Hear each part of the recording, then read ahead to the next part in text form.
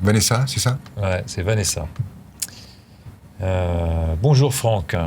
Bonjour Vanessa. Quand nous nous embrassons dans notre globalité... c'est toi Vanessa.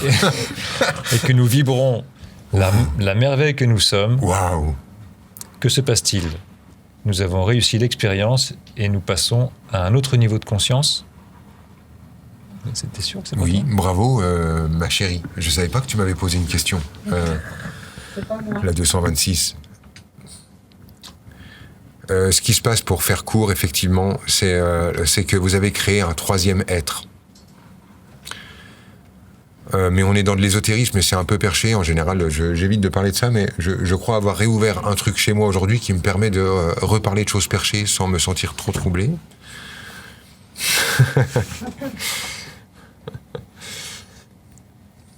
Vous avez croisé un troisième être. Il y avait toi, il y avait ton partenaire, et dans la fusion, vous avez créé toi et le partenaire, et c'est comme la création d'une nouvelle présence. Et c'est ça qui est réalisé, c'est ça qui se réalise. Fondez-vous l'un dans l'autre et régalez-vous de ça. Quoi dire d'autre? Il y avait une autre question dans la question?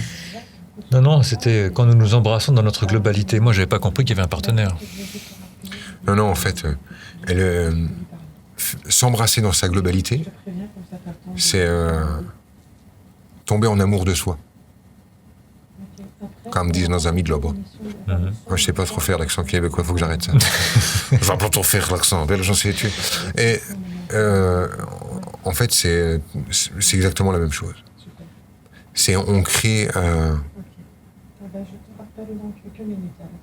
un plus dans notre rencontre avec nous. C'est-à-dire que si c'est comme si j'additionnais ce que je suis et ce que je ne croyais ne pas être, mais que je suis aussi, ce plus, ça fait pas 1 plus 1 égale 2, mais 1 plus 1 égale 3. C'est-à-dire que le fait de créer cette addition amène un surplus, qui lui, en fait, n'est pas quantifiable avant. C'est un cadeau, un bénéfice secondaire, un truc qui arrive, qu'on ne peut pas calculer avant, et qui jaillit du bénéfice de se prendre tel qu'on est. Pour moi, en fait, s'embrasser dans sa globalité, quand on le formule en termes non perchés, c'est se prendre tel que nous sommes. Mais me prendre tel que je suis, ça renvoie sur la création d'une nouvelle... Il y a un truc qui va naître de ça, un truc en plus. C'est pas juste... il va y avoir moi, qui vais accepter une part de moi que je ne savais pas encore être, donc me prendre tel que je suis, et ça plus ça va s'ajouter. C'est ça plus ça va s'ajouter et créer une troisième entité que je ne pouvais pas calculer avant, qui est moi complet. Il se passe quoi après? Tu dis, régale-toi de tout ça. C'est comme si ça allait être temporaire. En fait, on rentre et on sort de ça. C'est l'unité, c'est la dualité acceptée. Ouais. Et ça n'est pas la moitié de la dualité. Souvent, en fait, c'est confondu. On prend la moitié de la dualité pour faire le 1. Alors que le 1, c'est la dualité acceptée. Pour nous, humains, dans nos pompes d'humains, la dualité acceptée, c'est moi en plus et moi en moins. Je me prends tel que je suis.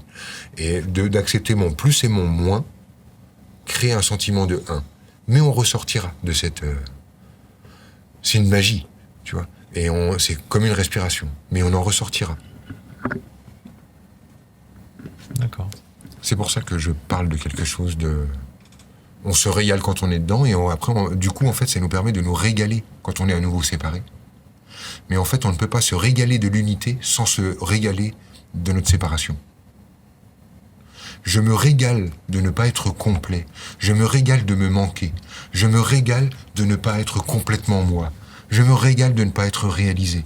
Je me régale de mon échec. Je me régale de ne pas être épanoui, me donnant ainsi l'occasion de ressentir pleinement l'inverse lorsque je le ressens. Quand elle parle dans sa question de nous avons réussi l'expérience et nous passons à un autre niveau de conscience. Elle a vraiment touché le truc.